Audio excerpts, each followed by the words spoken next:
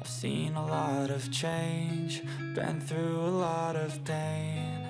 Some things are not the same as they were a year ago, but all will be okay. I move on each and every day.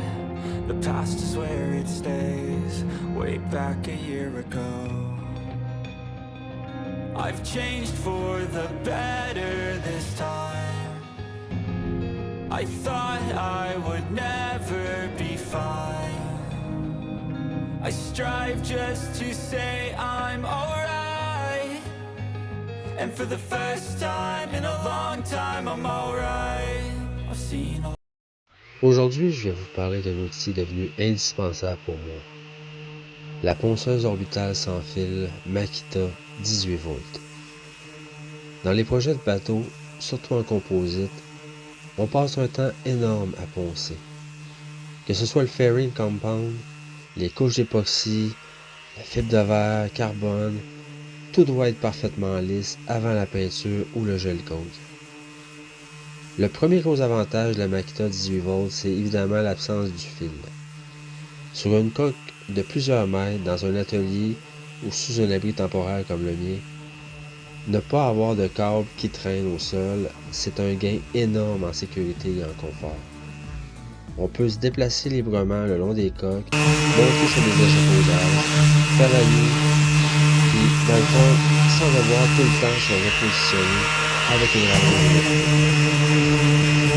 Un autre point important, la régulation de vitesse. Pouvoir ajuster la rotation est très utile. À basse vitesse ou à haute vitesse, on uniformise les surfaces avant la peinture. Ce qui fait vraiment la différence dans les finitions haut de gamme, c'est la capacité à détecter les défauts avant qu'ils apparaissent sous la peinture brillante. Et là, c'est la main qui devient un outil aussi important que la ponceuse. Après chaque passe de ponçage, il faut s'arrêter, dépoussiérer la surface, fermer les yeux si possible et faire glisser la paume de la main ou le bout des doigts très lentement sur la zone. Le toucher est beaucoup plus sensible que la vue pour repérer des marques d'armes, des bosses, des arrêts de produits ou des transitions mal faites.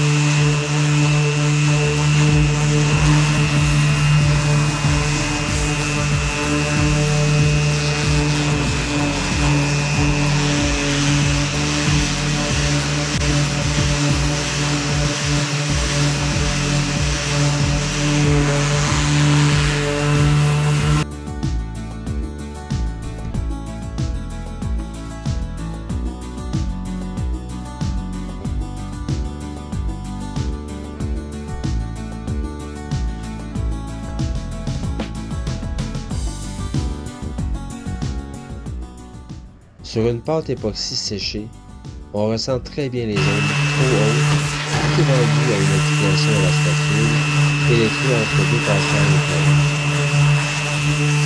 Les doigts vont naturellement accrocher sur le défaut de quelques dizaines de millimètres, alors que visuellement la surface parle. Quand une imperfection est trouvée, il faut la mettre immédiatement au crayon.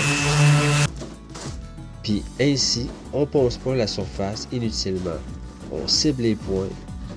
Donc, l'objectif avec la ponceuse orbitale de Makita, ce n'est pas d'appuyer fort.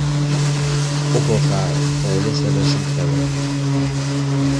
Fait que, en résumé, la Makita 18 volts, c'est particulièrement apprécié de sa mobilité, son équilibre, son contrôle de vitesse. Le travail du composite en perfection se joue souvent à la main, au toucher. Puis la ponceuse devient simplement l'extension naturelle du visage.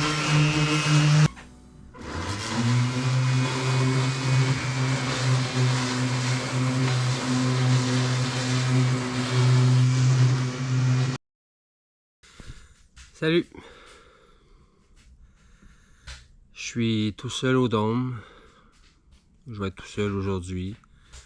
J'étais tout seul hier. Il semble que c'est pas mal ça. C'est souvent ça d'ailleurs. C'est sûr qu'initialement, c'était mon projet. C'était mon projet sur les plans, c'était mon projet sur les objectifs, c'était mon projet sur la vie que je voulais avoir. Puis je dirais très honnêtement, ça vient lourd à force de faire 99,5%. En étant assez généreux, je dirais 99%. Il y a peut-être 1% des choses que Marilyn fait. Mais encore là, ça va être 1% des choses qu'il faut que je la pousse à le faire. Fait que si j'avais à comparer ça, ça serait avec une balançoire. Elle se balancera pas si je ne l'ai pas entraînée déjà à la pousser sur la balançoire, puis la pousser encore et encore pour qu'elle commence à se balancer toute seule. Fait que, encore avec la même métaphore, elle ira pas au parc tout seul, elle embarquera pas sur la balançoire tout seul, elle se donnera pas des élans pour se balancer tout seul. Fait que c'est ça que je trouve qui devient lourd à la longue.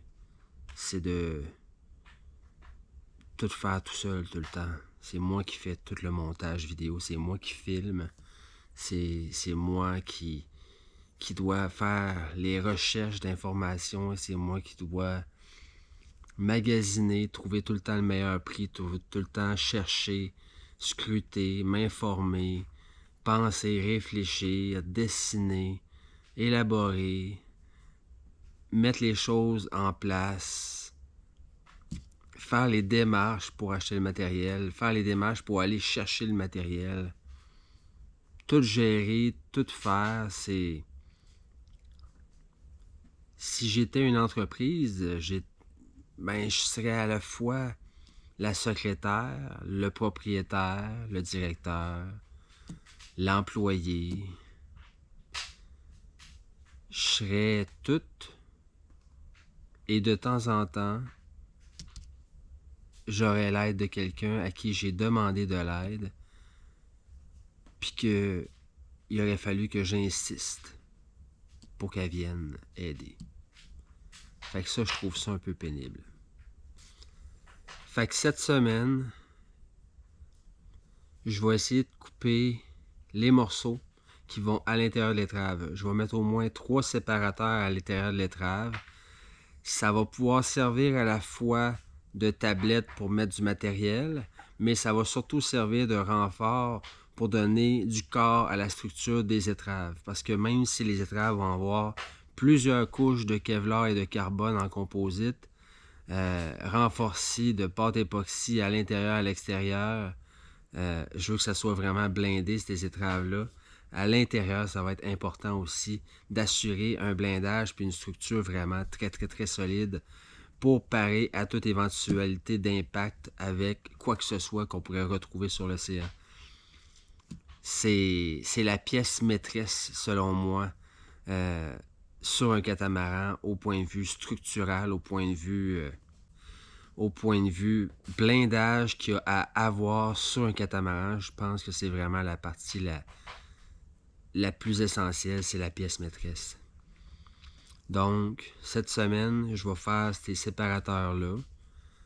Cette semaine, je vais aussi continuer à tailler les morceaux de fibres que je vais venir mettre sur les 2 premières couches de fibres que je vais mettre sur la coque, qui vont assurer une rigidité encore plus accrue sur les côtés de coque. Fait que je vais venir pré-tailler tous mes morceaux. Ça va, tout va être prêt quand on va recevoir la résine. Mais on va commencer probablement à faire tous ces côtés-là. Aussitôt que la température va le permettre, on va être prêt. Les morceaux vont tout être taillés, tout va être prêt. On va pouvoir commencer à faire ça.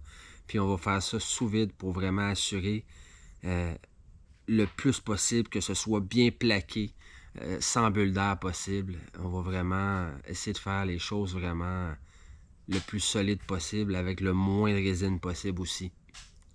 Dans le fond, ça prend une quantité de résine suffisante. Fait que cette semaine, je vais couper le plus possible les tissus. Je vais faire les séparateurs dans les étraves. Puis je vais commencer aussi à couper toutes les bulkheads qu'il y a à l'intérieur des coques sous le plancher. Fait que toutes les petites cloisons qu'il y a sous le plancher, sur toute la longueur de la coque, je vais commencer à regarder. C'est sûr qu'il y en a qui vont être à modifier avec les plans que j'ai. Parce que j'ai fait des soufflages à des places pour égaliser puis que la coque soit plus fluide. Donc, je vais faire ça aussi cette semaine, de commencer à tailler ça. Du moins, je vais essayer parce que je vois présentement que tous mes rouleaux de fibre de verre sont sur les nids d'abeilles. Je vais avoir beaucoup de plaisir à tout enlever ça. Mais je vais commencer. Je vais commencer à faire ça. Fait que c'est parti.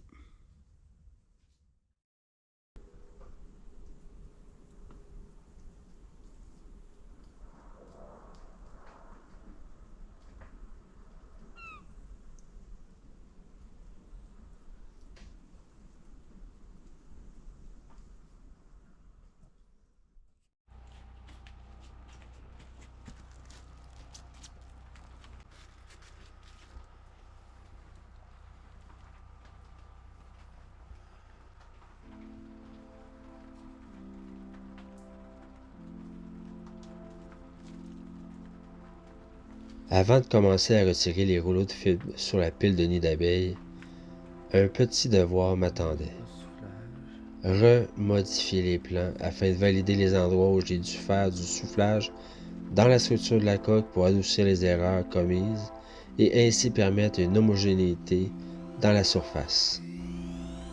Donc, cloison par cloison, je regarde, je calcule, mesure, puis je m'assure de bien retranscrire tout ça dans le cahier pour que quand je vais faire les bulkheads, que je puisse pas avoir une trop grosse gap entre la réalité et les plans.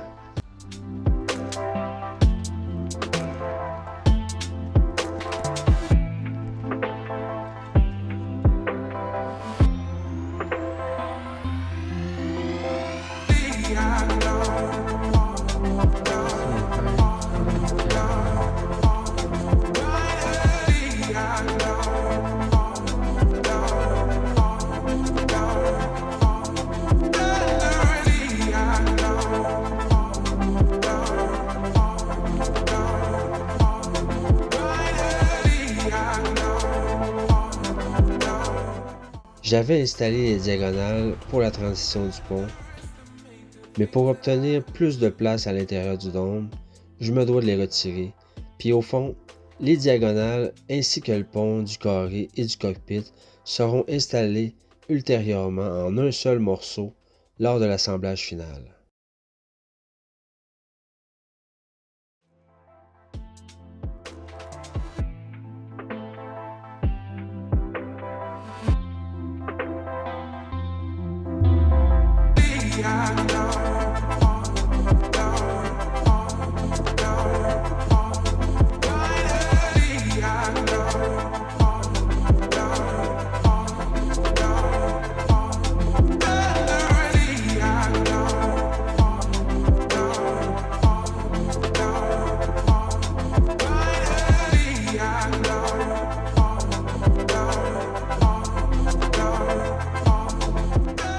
J'ai remarqué un petit gondolement vis-à-vis les ouvertures de coque, puis vu que les moules ont été faites pareil, on retrouve exactement le même gondolement sur l'autre coque également. Ce gondolement pourra être retiré avec un mix de microballons et d'époxy avant la stratification de la fibre. Une règle bien appuyée sur sa tranche, ça permet de voir le rayon de remplissage pour retirer le gondolement. Mais en même temps, si d'ici là, c'est possible de corriger la situation avec du soufflage de bois par-dessous, ça serait encore mieux et idéal. Ça permettrait d'alléger encore plus la coque au maximum, sans parler des coûts reliés avec la pâte époxy.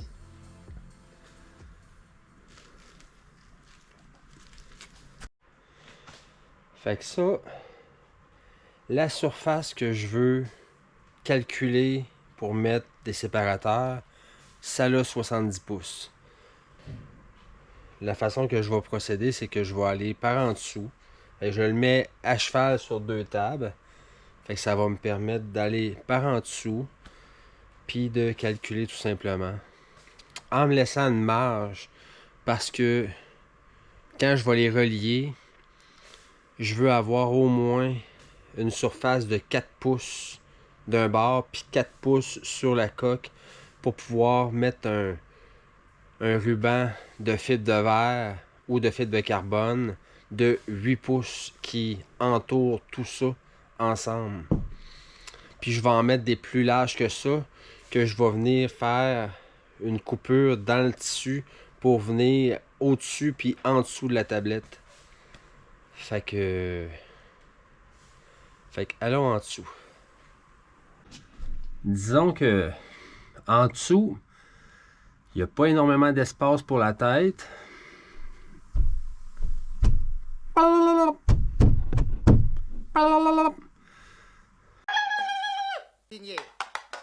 Fait que je vais faire ce que je peux, puis je vais me laisser une petite marge de manœuvre. C'est drôle parce que de l'extérieur, ça fait un triangle qui est très aplati de la pointe, puis qui s'en va rapidement en élargissant, alors qu'à l'intérieur, ça donne vraiment une autre impression, mais ça doit être une illusion d'optique. Fait que je vais calculer ça. Fait qu'après calcul, ça là, toutes les trois ont 13 pouces. Mais ils ont des hauteurs différentes, c'est normal, parce que l'étrave, elle descend. Donc forcément, c'est normal que ce soit ça. Elle descend, mais encore là, étrangement, il y a vraiment juste le milieu qui est la plus haute. Ça doit être parce que j'ai mis de la pâte époxy. Ça veut dire que plus je monte, plus c'est pincé vers le haut. Puis c'est ce qui fait que c'est moins haut, parce que le premier, à l'endroit où c'est supposé d'être le plus haut, ça a 23 pouces. Au milieu, ça a 28 pouces. Puis le dernier, ça a 18 pouces. Mais au moins, ça a tout 13 pouces. Fait que j'avais prévu beaucoup plus large. Fait que je vais être bon pour utiliser les petits morceaux que j'avais. Fait que c'est une bonne chose. Parce que les plus gros morceaux, je vais pouvoir commencer à tailler les cloisons, les bulkheads là-dedans. Fait que c'est vraiment une très bonne chose. Puis j'en avais déjà aussi de sortie des panneaux de nids d'abeilles qui sont empilés ailleurs. Fait que j'aurais pas besoin de dépiler les nombreux rouleaux que j'ai mis sur dessus des nids d'abeilles.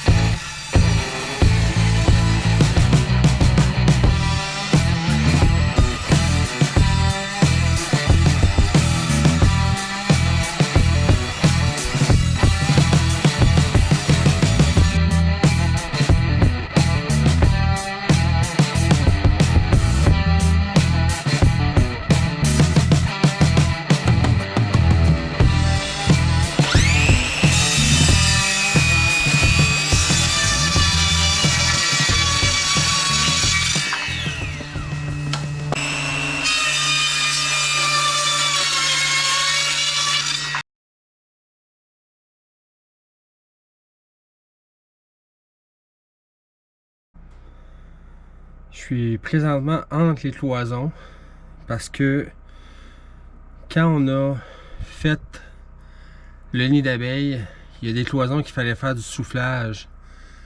Parce que probablement qu'au moment que j'ai taillé les cloisons, j'ai dû faire des petites erreurs à des places. Parce que comme j'ai déjà dit précédemment, de faire des cloisons qui sont en millimètres puis les retransférer en pouces puis en pieds, ben ça peut glisser des petites anomalies, des petites erreurs. Fait qu'il y a eu du soufflage à faire. Puis là, il va falloir couper les cloisons en nid d'abeilles. Puis pour le faire, ben je veux pas... j'aime mieux avoir une cloison qui est un petit peu plus trop large, puis la recouper, que d'avoir une qui est trop étroite, qui est trop petite par rapport à l'espace qu'elle doit occuper. Puis de devoir combler les espaces, puis en patchant. Fait que là, je suis en train de mesurer pour savoir c'est quoi les anomalies que j'ai notées. La semaine est terminée. Il n'y a pas toutes les cloisons qui sont comme Merci ça, mais il y en a d'avoir quelques-unes. Fait que c'est ce que À je tous fais. ceux et celles qui nous suivent sur YouTube, sur Instagram, sur Facebook, merci pour vos commentaires positifs. Votre encouragement nous fait chaud au cœur. C'est vraiment agréable. Si vous avez aimé, likez, abonnez-vous et on se donne un rendez-vous la semaine prochaine pour un autre épisode d'Épimonie Sailing. D'ici là, portez-vous bien, réalisez vos rêves, on a juste une vie. À bientôt!